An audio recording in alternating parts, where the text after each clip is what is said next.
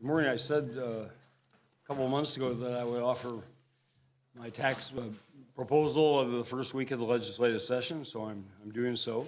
It provides tax relief in the next biennium of $300 million, which goes up to $539 million in the subsequent biennium. It's targeted toward working families, people who really need the financial help that we can provide. The working family credit is a major feature, $93 million, again, directed toward working families. The child care credit, which I championed the last two legislative sessions, we have the second highest or second most expensive cost of child care of any state in the nation, and it's a real burden on working parents. So this is meant to help them absorb those costs, and there'll be other aspects to child care assistance in my budget bill that will be following in a couple weeks. The military service credit, which gets at more of the enlisted men and women and provides them with tax relief. And then the ag school bond credit, something that Representative Paul Marquardt fashioned last year. It provides a tax reduction of 40% for farmers when school bonds are enacted that will cause a property tax increase for them.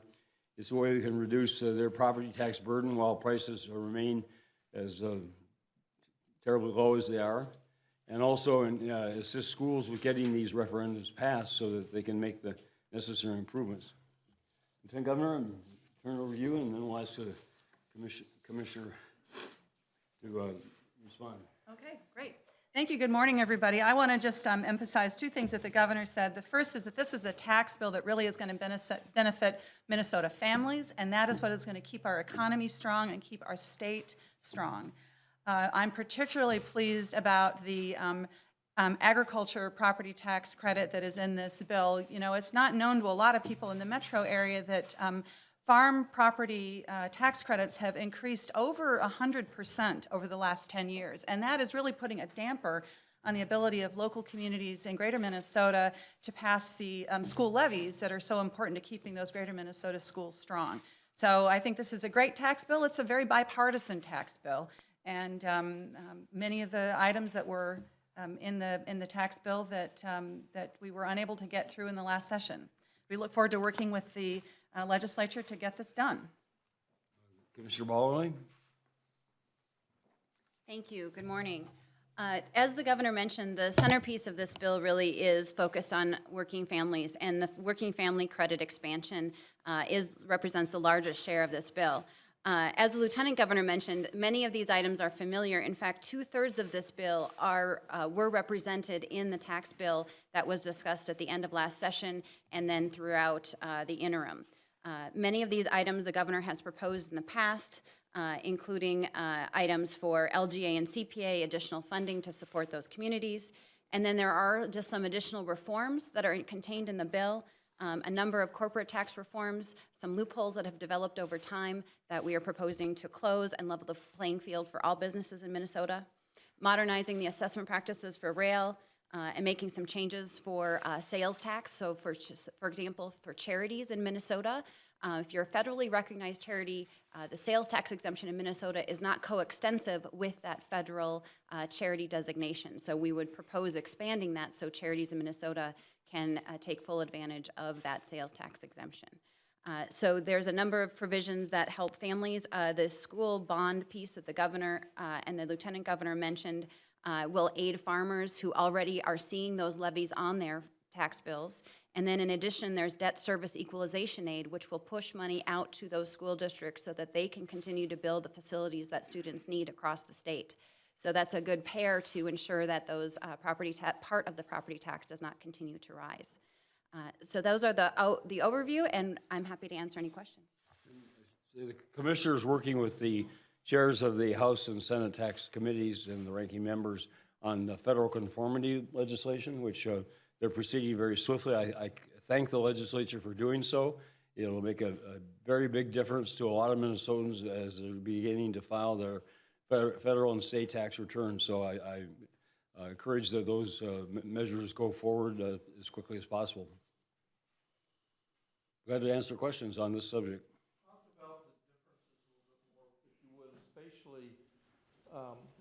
How much in dollars? Well, I trimmed the bill that was passed by the legislature last year, areas that I thought were unnecessary. Tobacco tax breaks I thought were unnecessary, and some other areas. I was very conscious of the cost of the measure, because $300 million in the next biennium grows up to $539 million in the subsequent 2021 biennium, because most of the tax changes, even if they take effect immediately, don't affect the first fiscal year. So you're almost doubling the cost of a tax bill in the next biennium. And we worked very hard to bring fiscal integrity back to Minnesota. It's been recognized nationally. We have structural surpluses for this biennium and the next biennium. And I'm not going to allow anyone to sacrifice that fiscal solvency for any measure through this process. So that was a very major consideration. Would you talk a bit more about the corporate tax loophole provision? I assume that's going to be a sticking point with Republicans. Why are you advocating it, sir? Well, because Commissioner Bowerly can elaborate, but these are basically measures the federal government has taken, and the largest one deals with treatment of foreign income as it's brought back to the United States. I don't think Minnesotans would object to our making large corporations doing business overseas pay their appropriate share of state taxes as long as they're paying federal taxes. I'll let you elaborate. The governor described there are a number of provisions in the corporate tax piece. There are 7, as you see identified on the fact sheet, the largest of which is the foreign source income that the governor just described. Under federal law, this foreign sourced income is treated as taxable income. In Minnesota, we have treated that as a dividend and thus treated as a deduction for tax purposes. And so this would really align our treatment of that foreign sourced income with federal law. There have been changes made over time in the treatment of this foreign sourced income, including here in Minnesota, and so this is another step in that space in the law. A couple of the other provisions deal with economic substance, where we see transactions that are created solely for the purposes of evading tax. Many other states have the ability to take a look at those transactions and undo them where they are solely designed to evade tax. Minnesota does not have that ability under our current statutes. So we would propose that. Closing some loopholes about that deal with how financial institutions are structured. And so using an exotic corporate structure should not change the way that something is taxed if the function in the transaction is really the same. There are 2 additional provisions in there that we consider are in the corporate related space. One that will increase the base year percentage for the research and development credit, so that's actually a gain for businesses. And then also automatically extending a filing deadline for fiduciary returns here at the state level when that's done at the federal level. So there are 9 pieces total, 7 of which would be loophole closers and 2 additional ones which are benefits to corporations. What is the estimate? I mean, will these corporate tax changes generate revenue of any sort, and if so, how much? They will generate revenue, about $80 million a biennium. Governor, could you more broadly speak to what seems to be a little bit of a theme this week? Could we call it your redo week? You know, tax bill, bonding bill, things that didn't happen last session and didn't happen in the special session. Are you trying to kickstart those again here right away? Well, as an old 9th grade teacher, we call it a makeup session, yes. These are things that were intended to pass, well, not the premium relief, although that would have been a special session last year, but the bonding bill and the tax bill are both bills that I would wish that had passed last year. The tax bill, again, had a $100 million error in the drafting, which was not discovered until after the legislature adjourned. We spent 7 months trying to get back in a special session to deal with that defect and pass that bill, and that was not successful. And I would just say, in light of the current forecast, the updated forecast,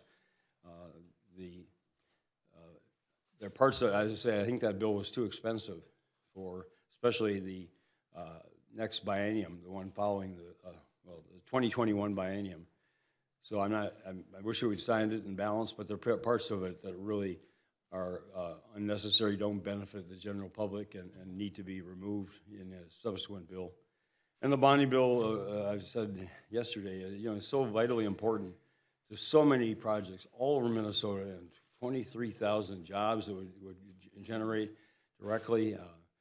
I sat last night at the chamber dinner next to a woman who, she and her husband's family, run an excavating business in Mankato and Owatonna, and she said that bill directly puts work for her employees, and directly that means private sector jobs and more tax revenues for the state, in addition to building projects like at Minnesota state campuses that are just vitally needed. So that bill, should be considered. Talk about the even-numbered year being a bonding year.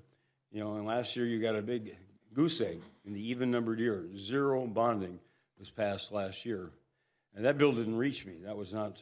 That was because of a snag at the very end of the session. So, this should be seen as making up for what wasn't done last session, what needs to be done, and then we can look at 2018 as a bonding year as well, and we're back a pace. Tax break in this bill? Yes. And well, I'll follow up for Lieutenant Governor Smith. Would you remind us, refresh our memory about the child care tax credit and what you're doing here? So Minnesota has a child care tax credit, and this is so vitally important because the average cost for child care in Minnesota is over $10,000 a year for families with young kids. And so this tax credit basically makes it more affordable. I think it would provide an average benefit of about $125. Is that right, Commissioner, or is it $3? Which, I don't have my glasses. I can't remember what it is. Tell us what the benefit is. So I'll give you an example of a family. So those with 2 children could be eligible for $1,200. It's related to the number of children that you have and how much you are paying for childcare. So it depends on the family's circumstances.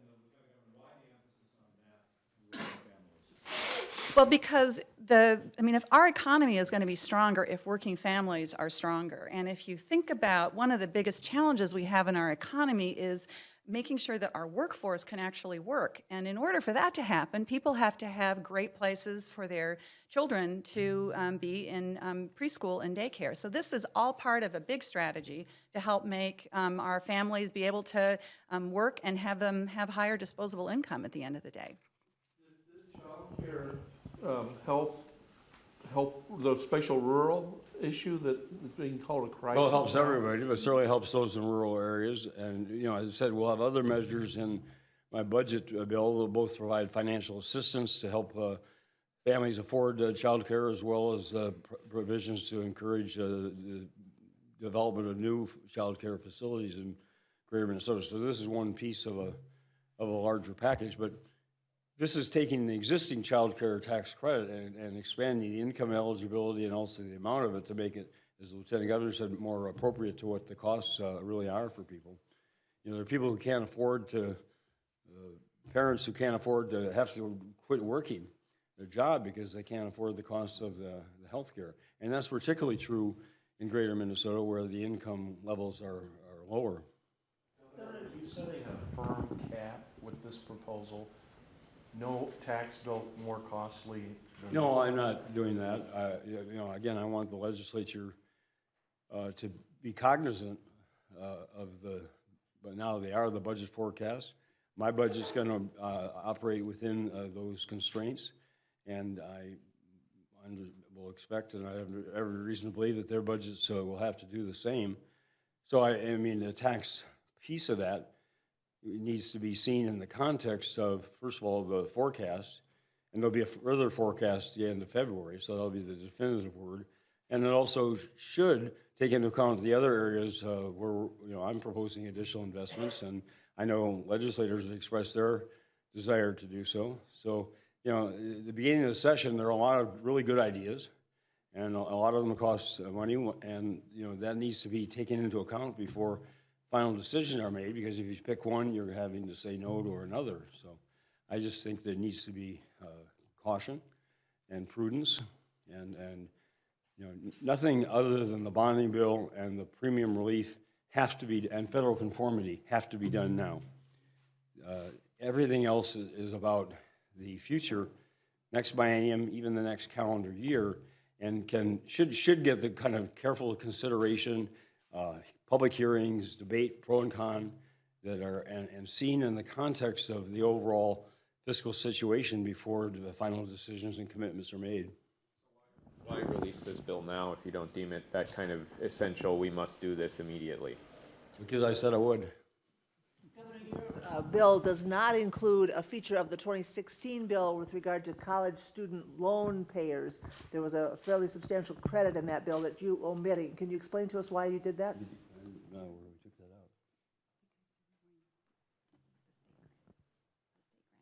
out. I'm increasing my money for the state grant program. It's tough when, when you get to be almost 70 years old. What will be the ongoing financial impact to the budget of this bill compared with last year's tax bill?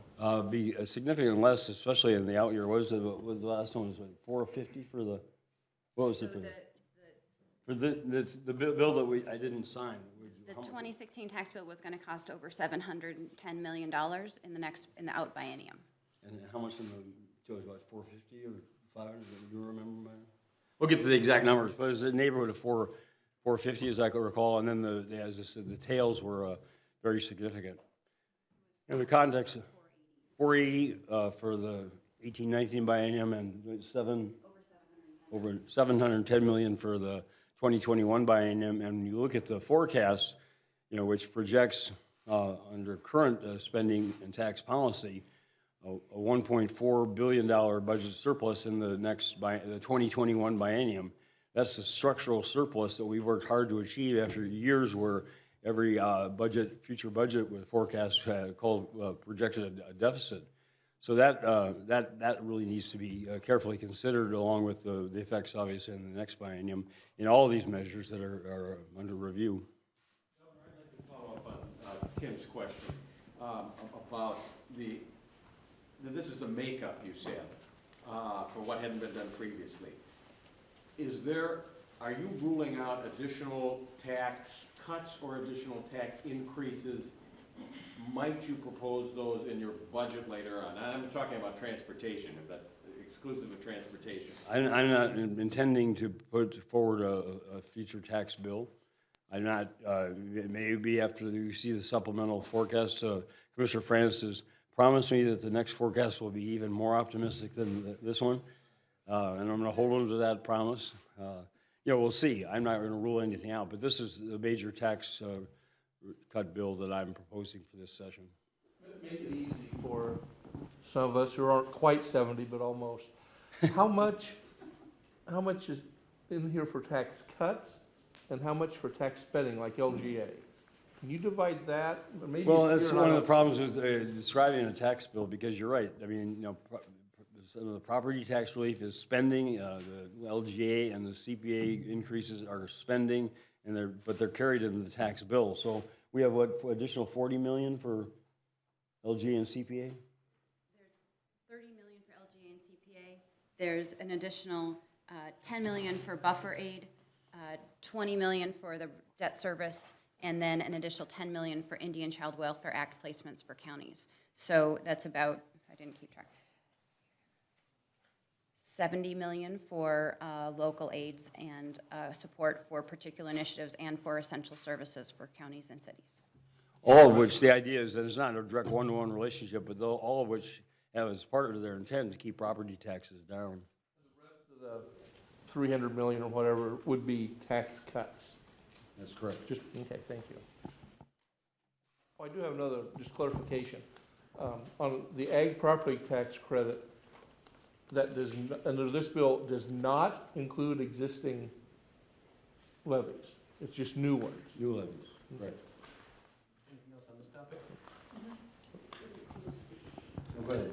It's the same provision that was in the tax bill from last year. It includes the levies that were already passed. People paying it now will get a 40% reduction. Yes, they will what start, they're paying now. if this were to pass, they would start seeing that on the property statements that they would see in the fall. Anything else on this? Other subject? Governor, what are you most resistant to in terms of some of the tax cut ideas floating around, Social Security income, et cetera? Would that be particularly harmful to the state finances? Well, I want to, look at everything in context. One is the overall cost. That's a major factor, and especially, as I say, in the subsequent bienniums. Social Security taxes are now not taxed. Social Security income is not taxed at all for people in the lower levels of income. I've said before, I think that those categories could and should be increased to reflect cost of living and the like. And then how much is it? 70? What's percent for the next range? 50? 70%? So there's 3 tiers to it. I'd have to go back and look and see. But the important thing is that the benefits that they're proposing by eliminating taxes on Social Security go primarily to the upper income Social Security recipients. So there are better ways to approach if you want to provide financial assistance to, again, lower and lower income seniors. You could target that kind of assistance far more cost effectively than what's been proposed as a complete elimination. Governor, have you had a chance to see the GOP health insurance proposal that they made just in the past hour? My staff gave me a readout of their press conference on in the car on the way over here, so I don't know all the details, but I thought we had an agreement on Tuesday afternoon, and it wasn't a binding agreement. I'm not saying anybody did anything improper, but I thought we had an agreement that it was going to be a simple bill, straightforward, premium relief, because that's what we need to do now, especially before January 31st, before people need to make their decisions about what kind of insurance policies they can afford for this year. That's the matter that affects this year. And then also, the continuity of care, which I've said all along. If the Republicans in the House have been championing that, they can work that out with the health plans, more power to them. So those 2 features. Everything else is not going to affect this year's premiums for Minnesotans.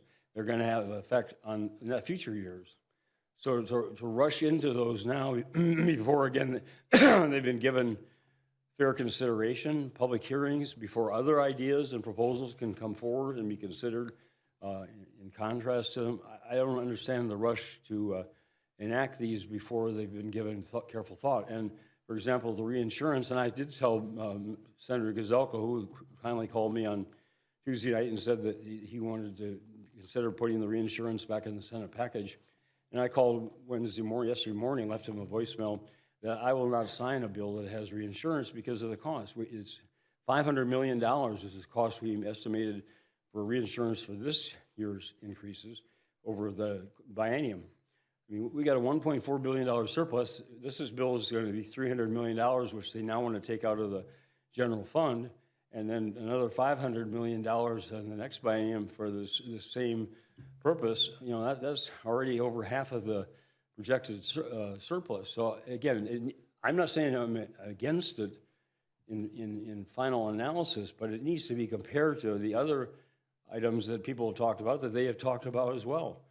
Speaker Dowd, I was very pleased to say, talked tonight about modernizing our computer systems in the state agencies, which we've been working at diligently for the last 5 years, but it's expensive, and so that's a real commitment. Or personal care attendants. I mean, a whole range of things that are also need to be considered along with reinsurance before we decide what our priorities are. So as a follow-up, in their short-term proposal, they say the first 3 months, all the people in the individual market would be eligible for this premium relief, but after 3 months, there would be income limits. Do you have a problem still with the income limits?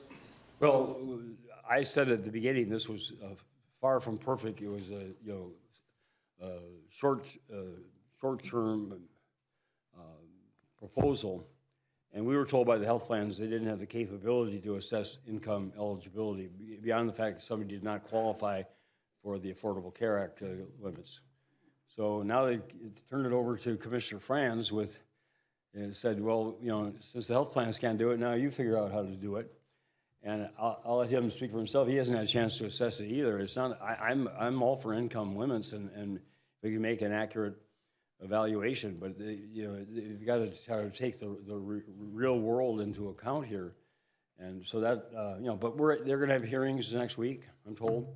Have a chance to have our input, have a chance to look at the bill more carefully. I don't, you know, rule anything out. I'm glad that they have bills now moving forward. I wish they were the simple, straightforward relief bills that could have been passed this week in the House and early next week in the Senate, I was told. So people would have that information and have that certainty before they make their final insurance decisions this month. But given that that's not going to happen, I will engage with them and talk about every aspect of what they are proposing. I don't know if you want to elaborate. Thank you, Governor. I think it's important to remember we came up with a very elegant and simple solution. In October and November, we worked really hard with the Department of Commerce, Department of Health, Department of Human Services, and MMB, and the plans to come up with a system that would work efficiently and quickly. And that was through the invoice mechanism of the plan, so that as an insured, you would get that 25% credit on your invoice. And if it's delayed a few months, you'd get credit for the prior months. But to change that now and require a government agency to issue the checks to every insured and then to have the income testing by the Department of Revenue adds a lot of cost and a lot of burden, and it just wasn't what the elegant plan that we had designed. Commissioner, does the department have the ability to means test quickly to get checks out? No, it would take some time. Remember, the income material is with the Department of Revenue. The plans don't have that information, MMB doesn't have that information, so we'd have to devise a way, during the middle of tax filing season, by the way, we would have to devise a way to incorporate these 120,000 people to test their income limits with the Department of Revenue. We don't have that mechanism set up. We would have to set it up, and we haven't done that. Obviously, you've just seen this proposal, but Opening up the market for for-profit insurers? Well, again, you're asking me to comment, to take firm positions on matters that are just, you know, we haven't given the proper vetting. I would say more competition, given one of our problems is only one health plan in many areas, and that's not satisfactory. I don't want to take a position on for-profit because we need to talk to our current health plans, find out what their effects would be on them. And look, the main concern I would have is if they're going to come in and offer insurance, they have to meet our standards that we apply to the in-state insurers, so that it's both a fair competition and also that we're protecting Minnesotans from policies that look cheap and advantageous, but then they find out too late when you read the fine print on page 47 that something they believed was covered for them or their families are not covered. So, you know, it's something to consider, but it's something to proceed with caution. Commissioner Franz, obviously you've just seen this proposal too. You know, given the fact that we're looking at March or even April to go live with the program that the governor has set up, can you just give us a ballpark estimate of how long it would take with the Department of Revenue to set up this means testing and get checks out to consumers? I really don't know, to be honest with you. I mean, it would take months. It's not going to be a simple thing to do. And, you know, obviously we'd work on it as quickly as we could, but it would take, you know, in terms of months, not weeks. And the big difficulty is accessing the Department of Revenue in part during the tax filing season when they're stretched to capacity already. So we were working on a system where the health plans really incorporated this in a way that made it simple. So we would have to re-engineer this. We spent, you know, I put out this proposal in latter October. We spent a couple weeks preceding that time and then subsequent with the health plans to work this out so it would work as efficiently as possible and as straightforward a way as possible for the benefit of Minnesotans who are having to make these decisions and need this relief. I don't understand why they're not given the first priority in terms of legislative action, when everything else that there's talking about, except the continuity of care, which we get different messages from the plans about their willingness or their ability to incorporate that. given they've already set the rates for this year. But if the legislators can compel the health plans to provide continuity of care, more power to them. But beyond that, there's nothing else in either of the bills that I've seen so far that has any impact on health care premiums for this year for Minnesotans. Definitely for the next year and the year following. And I'm wide open. I told them I'm willing to consider anything and everything. I'm not standing pat on the status quo. I have no investment in protecting the status quo. It's had very serious negative effects on Minnesotans. I've acknowledged that all along.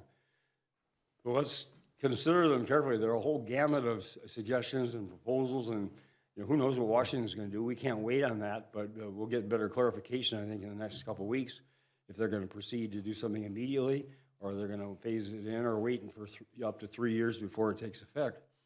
And I think those are really important. That's really important information for us to have before we make these final decisions and put them in statute and commit as much as $500 million in the next biennium to something that is one possible approach to it.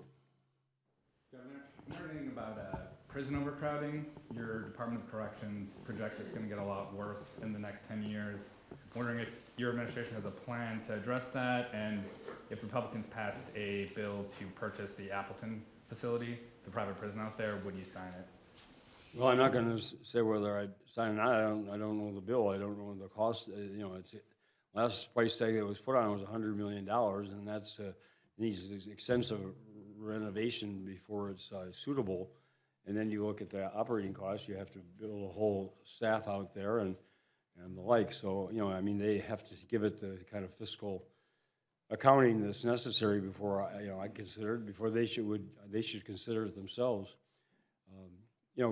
Commissioner Roy, with some of the sentencing guidelines reforms and some of the added beds in Lino Lakes and some of the other provisions that are in the bonding bill also be in my supplemental budget, believes that we can manage the current population for the next biennium. If Appleton or anything like that is going to be brought under consideration, I think it should be done with some kind of study or evaluation this year or next year, and then look to the future. But again, not rush into some decision that we haven't costed out. Even with drug reform from last year, there's going to be more than 1,000 beds, overcrowded that can't fit in the capacity of the current prison facilities. I think your bonding bill has 60 in Lino Lakes, so we're still talking about quite a few over.